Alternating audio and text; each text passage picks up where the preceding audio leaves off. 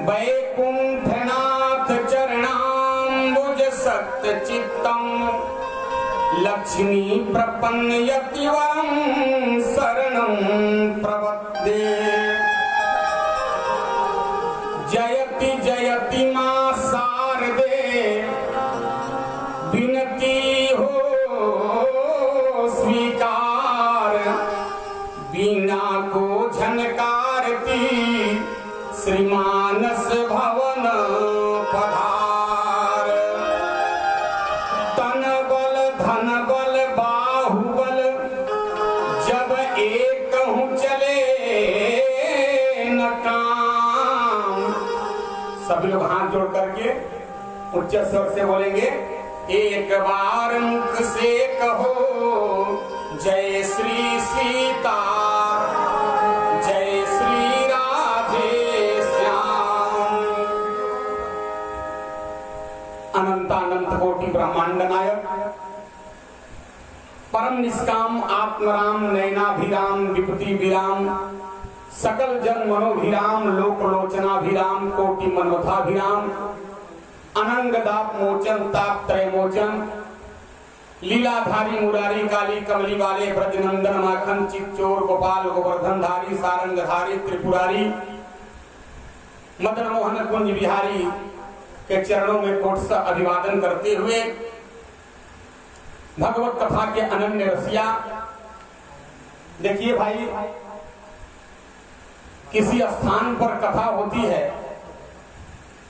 कोई वक्ता जब कथा कहता है तो कोई कथा सुनने के लिए आए या न आए, लेकिन शास्त्र कहता है कि गांव का कोई व्यक्ति भले ना आए, लेकिन प्रथम श्रोता के रूप में, अदृश्य श्रोता के रूप में, सूक्ष्म श्रोता के रूप में हनुमान जी महाराज विराजमान रहते हैं।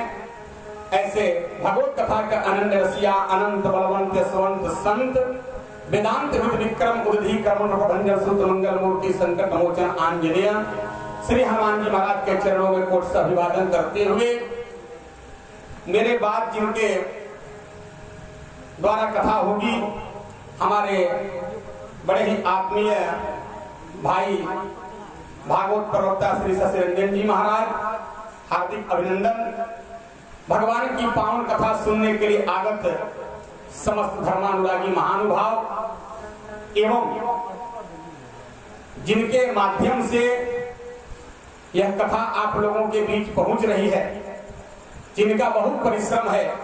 पिछले साल भी जिन्होंने परिश्रम करके आप लोगों के सहयोग से हम लोगों कथा कराई थी, ऐसे आदरणीय श्री लक्ष्मी ठाकुर जी एवं जिनके यहाँ कथा ये हो रही है, आदरणीय श्री ब्रजेश श्रीवास्तव जी एवं उनके समस्त परिजन, समस्त ग्रामवासी, आप सबों को भी हार्दिक अभिनंदन वंदन नमन।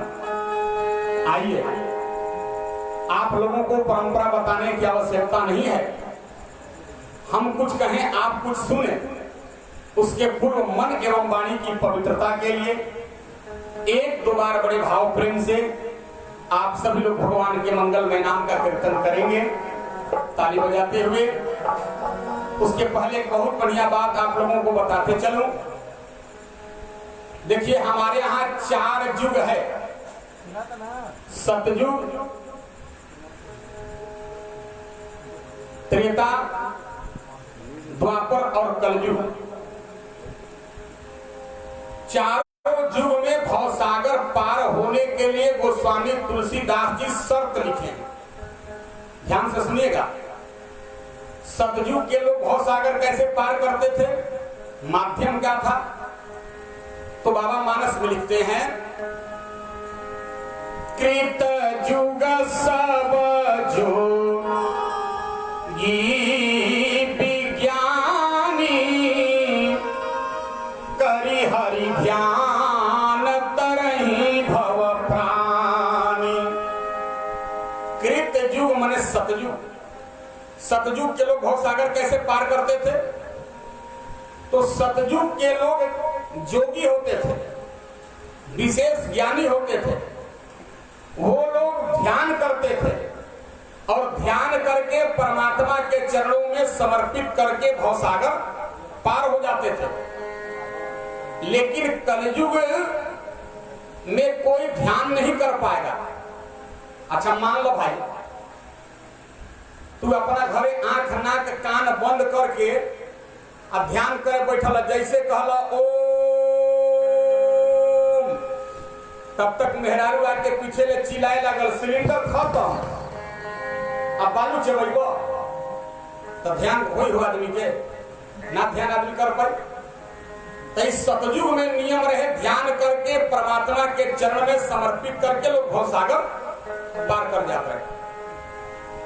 2 नंबर, सतयुग के लोग ध्यान करके भवसागर पार करते थे। अब आया नंबर त्रेता का। त्रेता के लोग भवसागर कैसे पार करते थे? तो बाबा ने लिखा त्रेता विविध यज्ञ नर करही और प्रभु ही समर्पित कर्म भवतरहि।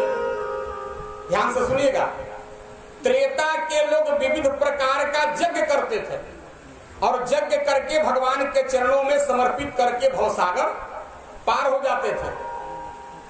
लेकिन ये कलयुग में जग साधारण चीज है जी, ये वो जग करे में 10 लाख 15 लाख रुपया खर्चा है। अच्छा वो जग छोड़ दी, हमने यहाँ पहले घर में कुछ छोटी छोटी यज्ञ होत रही सन, लेकिन वो कलयुग के कारण बंद हो गया। जैसे माई बहन पहले घर में भोजन बनावत रही सन, तो आटा सनलस रोटी बनावे के पहले तो थोड़ा सा टुकड़ा निकाल के अग्नि भगवान के हवन कर दिलस, चावल निकाल के अग्नि भगवान में डाल दिलस, वो एक प्रकार के यज्ञ ही रहे, उस सब भी बंद हो गए।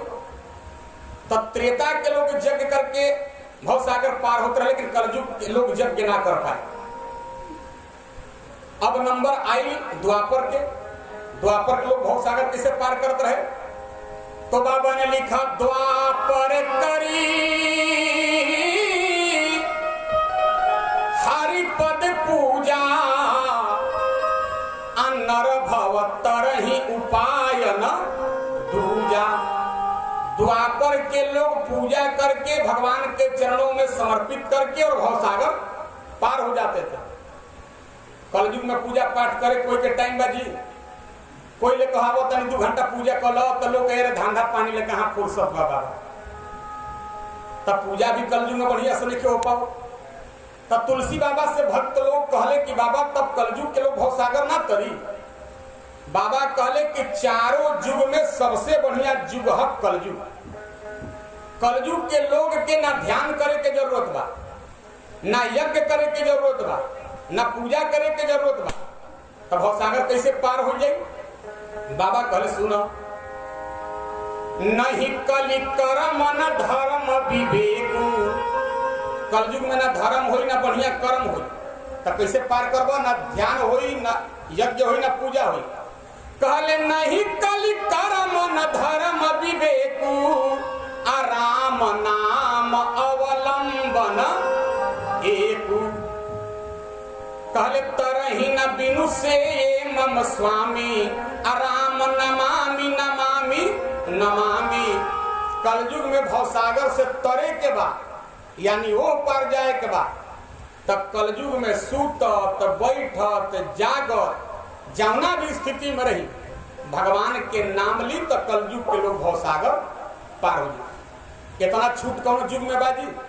सूतल रह तब वो भगवान के नाम ला लाभ करी, जाग गए तब वो भगवान के नाम ला कल्याण करी, स्नान करत रह भगवान के नाम लेबो तब वो लाभ करी। एक कलयुग के छूट बा, कौनो विधि से भगवान के नाम ली कल्याण करी। यह बतिया के भागवत में व्यास जी लिखले कि यत् फलम नास्ति तपसा न योगेन समाधिन तत्फलम लभ्यते कलिजुगौ केशव सम्यक कीर्तनात्।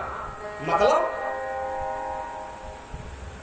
त्रेता के लोग के, द्वापर के लोग के, सतयुग के लोग के जितना फल तपस्या करे से मिलत रहे, योग करे से मिलत रहे, समाधि लगावे से मिलत रहे, उतने फल कलयुग में मिलेला कब? यत्फलम नास्ति तपसा न योगे न समाधि न तत्फलम लभते सम्यक कलिजुगौ केशव कीर्तनात्। यानी भगवान के कीर्तन कैला से उतने फल कलयुग में मिल जाए। यज्ञ हो जाए तो बढ़िया बा, ध्यान हो जाए तो बढ़िया बा, जो हो जाए तो बढ़िया बा, आई ना हो पाए तो जौना भी स्थिति में भगवान के नाम ली तो हित प्रद बा, लाभ प्रद बा। एक चलते सबसे पहले सबकी भगवान के नाम ले लेवे, मन वाणी के पवित्र करे खातिर, ओकरा बाद कथा सब कोई बोली अरे नटवर नागर नंदा भजो रे मन गोविंदा, नटवर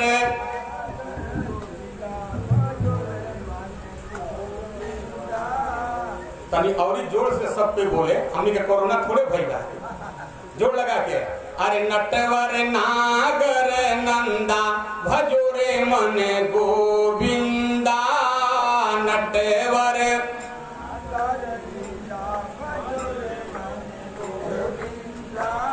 गोविंदा भजो गोविंदा, गोविंद फूल के ताली बजा के नटवर नागर नंदा भजो रे मन गोविंदा, नटवर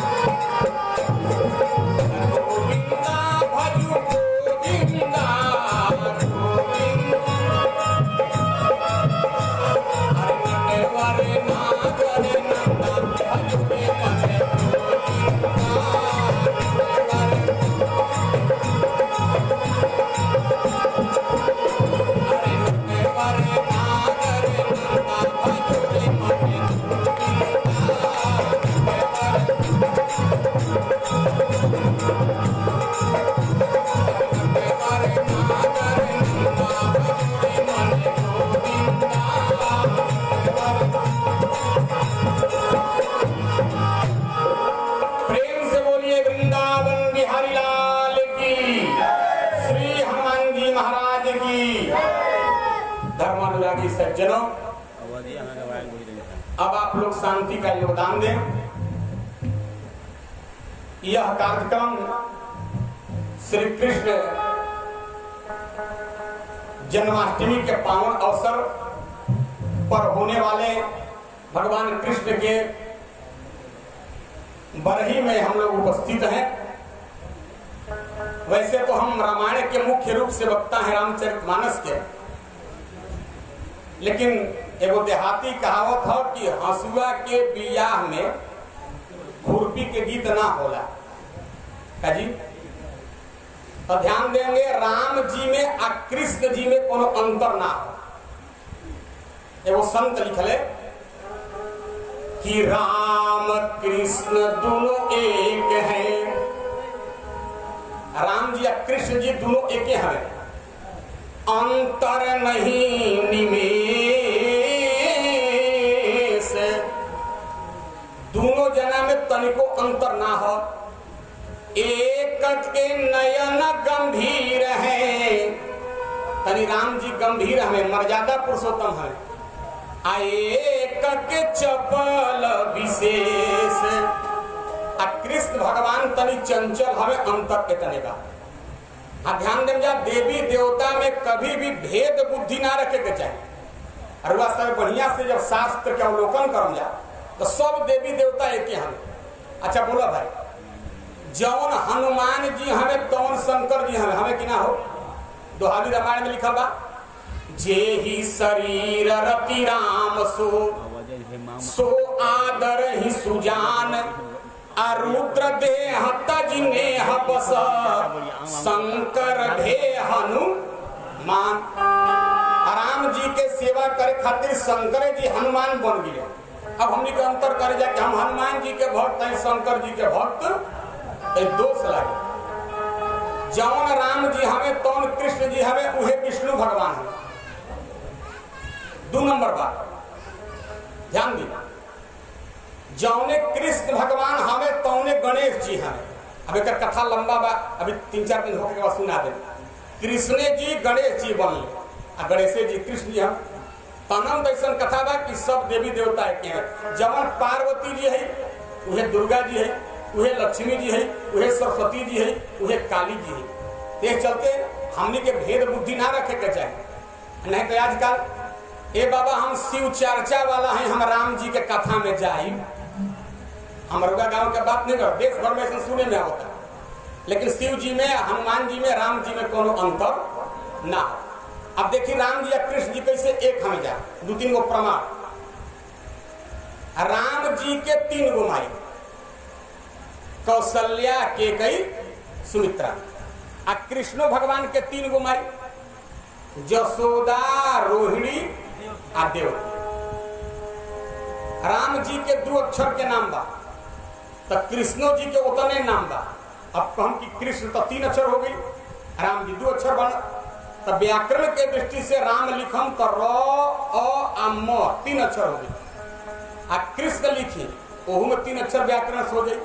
चाहे साधारण भाषा में किसन लिखी की स न 3 अक्षर। इनकर जन्मभूमि के नाम जोड़ी, उनकर जन्मभूमि के नाम जोड़ी, तो इनकर है गोकुल 3 अक्षर, मथुरा 3 अक्षर, ओजा अवध 3 अक्षर। मथुरापुरी लिखब तबो 5 अक्षर हो जी, अयोध्यापुरी लिखब तबो 5 अक्षर हो जाए। राम जी जब अवतार ले ले तो शेषनाग जी उनकर छोट भाई लक्ष्मण जी बनले। अब द्वापर युग में कृष्ण भगवान बनले छोट भाई, आ शेषनाग जी बलराम के रूप में बनले बड़ भाई। तो इ लोग में कोनो अंतर ना हो। तरुआ सब के बीच में कृष्ण जी के जन्म के कथा हम शुरू करें जा रहा है। बोलिए कृष्णचंद्र भगवान की। ध्यान देना शॉर्टकट में तो राजा रहा, एगो राजा के नाम रहा उग्रसेन, आ एगो राजा के नाम रहे सुरसेन। सुरसेन के बेटा भैले वासुदेव जी, आ उग्रसेन के बेटा भैले कंस। ध्यान देना, उग्रसेन जौन राजा रहन वो बहुत न्याय प्रिय राजा रहा, प्रजा के हित करे वाला राजा रहा, समाज के मंगल करे वाला राजा रहा। एक बात ध्यान दीजिए, राजा अगर धार्मिक होला, बढ़िया होला, तब प्रजा सुखी होए, और राजा अगर गलत हो, दुष्ट हो, तब प्रजा भी ठीक ना हो। लिखल बा कि जौन राजा अपना प्रजा के पुत्र नियम ना पालन करलन, वो राजा मरला के बाद कहाँ जाला? राजा विष्णु के स्वरूप बोला, लेकिन जौन राजा अपना प्रजा के पालन बढ़िया से नाश करी पुत्र समझ के, तो बाबा मानस में निकले बानी, जासु राज प्रिया प्रजा दुखारी। उत्तरकांड में बाबा लिखले कि जौना राजा के राज्य में प्रजा दुखी रहला, कहा सो नृप अवस नरक अधि। उ राजा मरला के बाद नरक में जाला। तो जवन उग्रसेन राजा रहन बहुत धार्मिक न्याय प्रिय प्रजापालक राजा रहन, ध्यान दे जा। उनकर बेटा भइले कंस। आ कहावत है भलो को अनभल हो। बैठी बाबा, कबो कबो बढ़िए आदमी घरे खराब लड़का हो जाला। बाप बहुत संस्कारी, दादा बहुत बढ़िया, आ लड़का हो गई पिया, नाती हो गई कुमारगी, तो भलो को अनभल हो। आ कबो कबो दुष्ट के यहाँ सज्जन पैदा हो जाला। समाज में देखे में आवेला, शास्त्र पुराण खोजम तो हिरण्यकश्यपु भगवान विष्णु के विरोधी रहे, आ ओकरे लड़का प्रहलाद भगवान के प्रेमी हो गए। तो भलो को अनुभव है, गुलाबे में कांटा रहेला। गुलाब कितना बढ़िया लेकिन उनमें कांटा बा। तो उग्रसेन जितने धार्मिक राजा बढ़िया राजा, उनकर लड़का कंस जब सियान भइल तो अपना बाप के जबरदस्ती गद्दी से उतार दिला, आ गद्दी से उतार के अपने राजा बन गई, अपना बाप के जेल में बंद कर दिला। ध्यान दे, उग्रसेन जितना बढ़िया नियम बनले रहा, उस सारा नियम को तोड़ दिलस। कलस ये सब नियम ना चली। उग्रसेन के जमाना में अगर हर आदमी के भगवान के पूजा करे के रहे, कंस कहलस कि हमारा जमाना में कोई भगवान के पूजा पाठ करी ना। कैसे कैलस? जैसे त्रेता में रावण कैलस, सतयुग में हिरण्यकश्यपु अन्य राक्षस लोग अपन प्रभाव देखेलस, उहे कंस काम शुरू कर दिलस। का कैलस? मानस में गोस्वामी जी लिखले, उहे कंस कमवा करता। कहला सुना भाई, अरे जेहि देसा धेनु बीज पावही,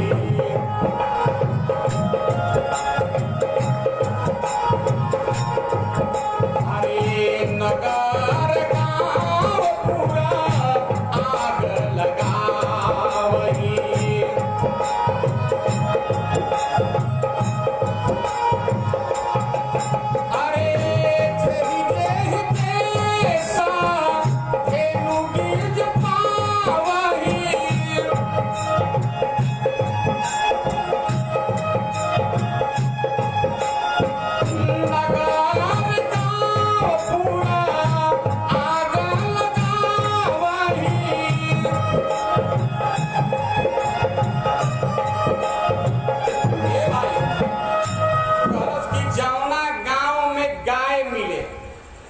गांव में आग लगा दो।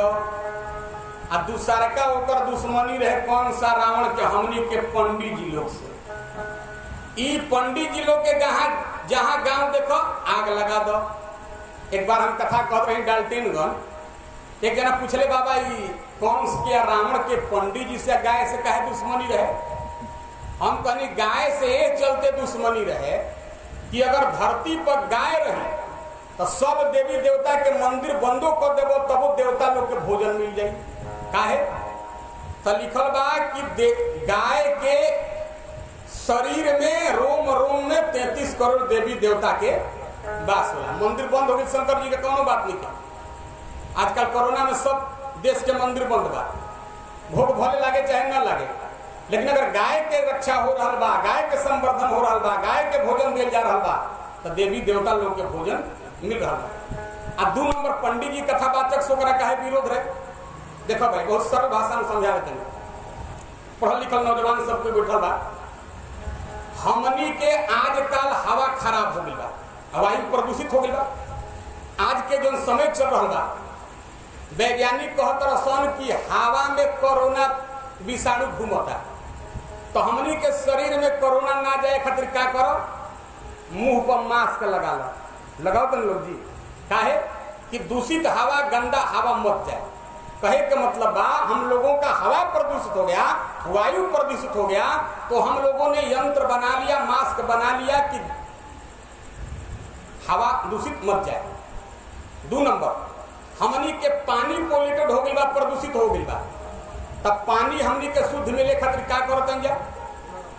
हर आदमी अपना अपना घर में एगो मशीन लगाए बा शहर में, जेकर नाम आरओ एक्वागार्ड, नहीं तो लोग आजकल उबाल के पानी पिया था शुद्ध मिले। हमनी के मिट्टी प्रदूषित हो गई बा। किसान लोग से पूछा तो किसान लोग विभिन्न प्रकार के केमिकल खाद डाल के ओकर उपजाऊ बना देता, लेकिन ईमानदारी से सोचिएगा, हम लोगों का हवा प्रदूषित हो गया, हम लोगों ने यंत्र बना लिया। हम लोगों का पानी प्रदूषित हो गया, हम लोगों ने यंत्र बना लिया। ध्यान से सुनिएगा, हम लोगों का मिट्टी प्रदूषित हो गया, हम लोगों ने यंत्र बना लिया। लेकिन आज हम लोगों का जो विचार में प्रदूषण हो गया है, व्यवहार में प्रदूषण हो गया है, इसको मिटाने के लिए कोई यंत्र बना है क्या? आज बड़ भाई छोट भाई के नहीं देखल चाह, बाप बेटा के नहीं देखल चाह, परिवार परिवार के नहीं देखल चाह। तो विचार रूपी जो प्रदूषण हो गई बा, मिटावल जाए कैसे? जब पंडित जी लोग कथा कही, सत्संग करी, बढ़िया संस्कार के बाद सुनाई, तो बुद्धि विवेक पवित्र हो जाए। तो कहलस अगर पंडित जी रहिए तो धर्म संस्कृति जिंदा रही। ये चलते पंडित जी लोग के गांव में आग लगा दो। दूसर का काम का कहलस कि दिवजा भोजना मखहो मसराधा सबके जाय करहूं तुम बाधा। बोला वृंदावन बिहारी लाल की। ध्यान से सुन जा। कहलस कि द्विज भोजन यानी पंडित जी लोग के भोजन करावे बंद कर दो, यज्ञ करावल बंद कर दो, होम करावल बंद कर दो, माता पिता के श्राद्ध करावल बंद कर दो, सब में जाके लोग बाधा पहुंचाओ। बबुआ हला ई काहे कहलस? ब्राह्मण लोग के काहे भोजन बंद करावलस? तो ध्यान दें जा। भगवान कहले वेद में हमनी के है शरीर जौन बा न, एही में 4 वर्ण बारे, जवना के लोकल भाषा में जात हमनी कहनी जा। पूछल गई ब्राह्मण कैसे पैदा भइले? तकले ब्राह्मणो मुखमासिद बाहो राजन्य, ब्रह्मा के मुख से ब्राह्मण पैदा भइले। ध्यान दे, छाती से क्षत्रिय पैदा भइले, पेट से वैश्य पैदा भइले, पैर से अन्य बिरादरी पैदा भइले। तब कहलस कि ब्राह्मण के भोजन करावत रहा, ब्राह्मण के मुख में भोजन गई तो मतलब देवता लोग के ही भोजन मिलता। तो पंडित जी को भोजन बंद करा दो, होम कैल बंद कर दो, हवन काहे? देवता लोग के दूसर का भोजन है हवन। अच्छा बोला भाई, अरुआ सबे भगवान के यहाँ, हनुमान जी के यहाँ, राम जी के यहाँ, कौनो देवी देवता के यहाँ, लड्डू गोपाल के यहाँ केरा रख दो, संतरा रख दो, किशमिश रख दो, काजू रख दो। आज तक एको काजू के दाना में कम होला। कोई कहे कि कृष्ण भगवान हमारे को लड्डू खैला हमें, गणेश जी हमारे को मोदक खैला हम ना। तो पूछल गई कि जब ये लोग खैबे ना कर देवता देवी लोग तो मजबूत कैसे होला? तो ध्यान दे, यही चलते हवन कह जरा, हवन ही देवता लोग के असली भोजन। देवी देवता लोग लड्डू केला आ प्रसाद ना खाला, बल्कि वो लड्डू के स्वाद जौन बा, केला के स्वाद जौन बा, ओकरे सुगंध खींच के उ लोग मोटा जाला। जैसे लोकल भाषा में जितना हलवाई देखबा, कोई बैठल हो तो नाराज मत होइए, उ सब लोग इतना मोटा हो जाला। काहे? उ दिन भर रसगुल्ला खाला, लोग पंतुआ खाला ना, काहे मोटा जाला? उ दिन भर जिलेबी छानत छानत मीठा स्वाद लेत लेत मोटा जाला, मोटा हो गई। एक मतलब सुगंध में पौष्टिकता होला। आ लिखल बा शंकर जी के मंत्र पढ़ब कि ओम त्र्यंबकम यजामहे सुगंधि पुष्टि वर्धनम। देवता लोग सुगंध से पुष्ट हो जाला, मजबूत हो जाला। तो कल की हवन बंद कर दो, श्राद्ध माता पिता के बंद कर दो, द्विज भोजन मखहो मसराधा सबके जाय करहु तुम बाधा। और का कहलस कि अपना गुरु के कोई ना मानी, देवता के कोई ना मानी, ब्राह्मण के कोई ना मानी, देव विप्र गुरु मानना, देवता के मत मानो, गुरु जी के मत माना, ब्राह्मण के मत माना। काहे कहलो? एक चलते देव विप्र गुरु मान न कोई। कहलस कि जब तक ये आदमी रहिए, मनुष्य रहिए तो देवी देवता का पूजा करबे करिए, आ राक्षस बन जी हैं तो देवी देवता के पूजा करी हैं। आ राक्षस कहल के करा के जाला। हमनी के लइका रहिया त माई कहत रही सन, कथा सुनावत रही सन कि जेकरा मुंह में लाल लाइट जरेला उहे राक्षस। सुनले बड़ा जन भाई, जेकरा कपार पर सींग होला उहे राक्षस, जेकर बड़े बड़े दांत होला उहे राक्षस। अच्छा बोलो भाई, ये राक्षस ना? शंकर जी से पार्वती जी पूछलिए बाबा, जेकरा मुंह से लाइट निकले उहे राक्षस, जेकरा माथा पर सिंह हो उहे राक्षस, जेकरा बड़े बड़े दांत हो उहे राक्षस। शंकर जी कहले ना हो, सुनो असली राक्षस के हो के? तो चौपाई में बाबा बतौले पार्वती जी के, अरे मान ही मात पिता नहीं देवा, मान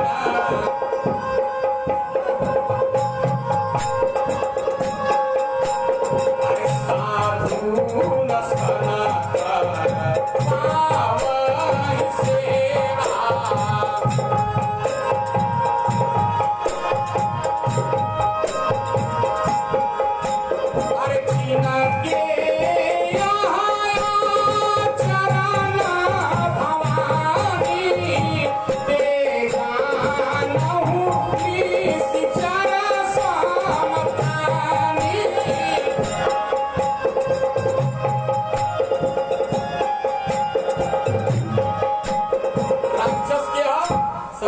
पार्वती जी के बतौले मान ही मात, जे माई के ना माने, बाप के ना माने, मान ही मात पिता नहीं देवा। आज देवी देवता के ना माने उ राक्षस। आ गांव में साधु जी का मंडल ले ले ललका कुर्ता पहन ले, लड़का कहले बाबा तनी आओ कल चलावो तो हाथ मल ली, तनी गोड़वा दबावो तो दुखाता, पूछ रही है राक्षस जे ई कहे। हम गए एक बार कथा कहते कहले बाबा आप लोग भी 21वीं शताब्दी में मंच पे बैठ के लोगों को मूर्ख बनाते हैं। हम कहले का भइल रे भाई? कहले पत्थर में या माटी में देवी देवता होले। हम कहली होले। तो कहल कैसे? तो हम कहनी कि तारा के ऐसे ना बताएं, हम 500 रुपया ले 3 घंटा बक बक करी या फ्री में। तो बड़ा झटका से धनी आदमी रहे, 500 का नोट निकल हमारा हाथवा पर देख। अब बताएं, हम ओकरा के बहुत वेद पुराण शास्त्र का श्लोक सुनेंगे, वो कहलस कि हम खुश ना भरने में उतर ले, हमार पैसा रुआ लौटा दे। तो हम का कहनी हटवत एगो अखबार के टुकड़ा लेके कहनी कहीं ले लो अपन। आंख लाल कर कहलस कि बाबा रुआ हम हरियर 500 के नोट दे रही, और रुआ हमरा के रद्दी कागज देतनी। हम कहनी बबुआ तहार रुपये वो कागज है, आई अखबार वो कागजे है, तो अंतर का बा? भैया कृष्णा भैया रजिस्ट्री पर काम करना, तो वो तक कागजे है, लेकिन बढ़न नोट के फोटो बनाओगा, तो तीनों तक कागजे है, अंतर का बा? तो पढ़ल लिखल भाई रहे, कहलस कि बाबा जो कागज है ना रुपया वाला, इस गवर्नर का मोहर लगा है और लिखा है कि मैं धारक को 500 रुपया देने का वचन अदा करता हूँ, और नीचे गवर्नर का मोहर है शशिकांत दास वर्तमान गवर्नर। एकरा पहले उर्जित पटेल का मोहर था, तो उस पर गवर्नर का मोहर लगा है। रुआ अखबारवा पे मोहर नहीं थे। हम कहनी बस तार उत्तर मिल गई। याद रखो, जैसे कागज पे गवर्नर का मोहर लगने से कागज कागज नहीं रुपया और नोट बन जाता है, उसी तरह से जब मिट्टी और पत्थर पे भक्तों का श्रद्धा और विश्वास का मोहर लगता है तो पत्थर पत्थर नहीं देवी और देवता बन जाते हैं। सज्जनों, देवी और देवता बन जाते हैं। विश्वास के चीज बा, भाव के चीज बा। कहावत मानो तो देव नहीं तो पत्थर। तो जे माई बाबू गुरु के नाम मानेला, साधु संत से सेवा करावेला, उहे राक्षस। रावण कहलस कि देव विप्र गुरु मान न कोई, देवता के विप्र के गुरु के कोई ना मानी, मतलब नाम मानबो तो कुल मिला दिला के राक्षस हो जीवो। तो राक्षस बनावे के मिशन चालू कैल। संसार में अपना भ्रष्टाचार हो गई। बाबा लिख रहे असभ्रष्ट अचारा भा संसारा पूरा संसार में भ्रष्टाचार हो गई, ना कोई ब्राह्मण के माने, न देवता के माने, न गाय के माने, न कथा होके, न सत्संग होके, न प्रवचन होके, ओकर ई अत्याचार पृथ्वी से बर्दाश्त ना भई। ध्यान ले जा, कंस के अत्याचार से भैया जान लीजा पृथ्वी डोले लगली, कांपे लगली। अब पृथ्वी डोलत डोलत कांपत कांपत गई ब्रह्मा जी के यहाँ। चौपाई पढ़ली बाबा मानस में लिखे बारे का, अरे अतिशय देखी धर्म कई ग्लानि,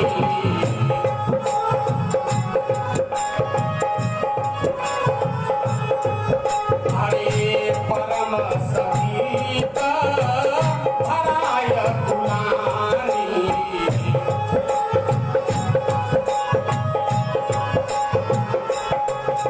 अरे अतिशय देखी धर्म कई ग्लानि,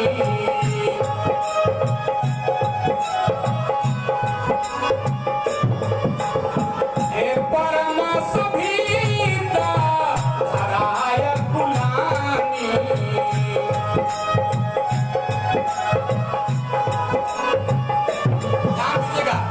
पृथ्वी कांपने लगी कंस के अत्याचार से। अब एक बात, चौपाई के वो शब्द पर ध्यान देंगे। बाबा लिखले अतिशय देखी धर्म कई ग्लानि, अपरम सभीत धराय कुलानि। भैया हला ना बाबू, तेरे माइक वाला तेरी शांति बनाओ जाए। देखिए अब दू गो शब्द बा, रुआ सबके सुनाए में आनंद चलता होता कि बड़ी शांति पूर्वक सुनत हैं। एगो शब्द बा हानि आ एगो शब्द बा गलानी। जब रुआ रामायण पढ़म जा, मानस पढ़म जा, तो ओ में वर्णन बा भगवान के अवतार होला कब, त लिखल बा जब जब हो ही धर्म कई हानि। तो धर्म की हानि हुई तो क्या हुई, बाढ़ ही असुर अधम अभी, धरती पर असुर अधम अभिमानी आदमी बढ़ी है। तो क्या हुई, कहले तब तब प्रभु धरि विविध शरीरा, आहरहि कृपा निधि सज्जन। मानस में भगवान अवतार ले ले कब, जब धर्म के हानि होला आ पृथ्वी के गलानी भई। आ गीता में भगवान का कहले, सब कोई के याद बा श्लोक, यदा यदा ही धर्मस्य ग्लानिर्भवति भारत। मानस में भगवान कहले हानि होला तब अवतार लेते हैं, और गीता में भगवान कहते हैं जब गलानी होता है तब अवतार। तो हानि गलानी का पहले ही समझ ले, तब कथा बढ़िया लगी जाए। देखिए, जब कोई चोर चोरी करता है तो समाज के लिए हानि है। जब कोई डकैत डकैती करता है समाज के लिए हानि है।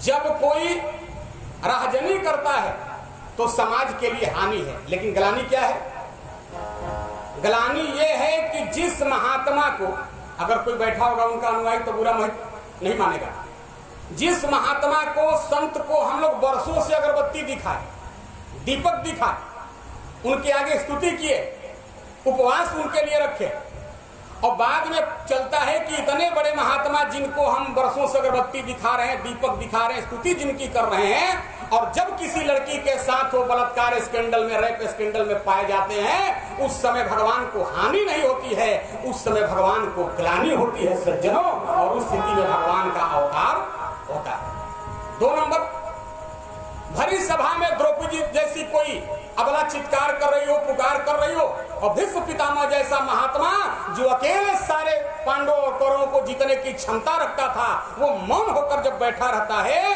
और बहू की साड़ी उतार ली जाती है तन से, उस समय धर्म की हानि नहीं, उस समय धर्म की ग्लानि होती है। जो महात्मा उपदेश देते हैं मांस नहीं खाना चाहिए, मछली नहीं खाना चाहिए, प्याज नहीं खाना चाहिए, लहसुन नहीं खाना चाहिए, और स्वयं जब होटल और रेस्टोरेंट में जब पकड़े जाते हैं, उस स्थिति की हानि नहीं, उस समय धर्म की ग्लानि होती है। पृथ्वी के ग्लानि हो गई, सारा धर्म कर्म बंद हो गया।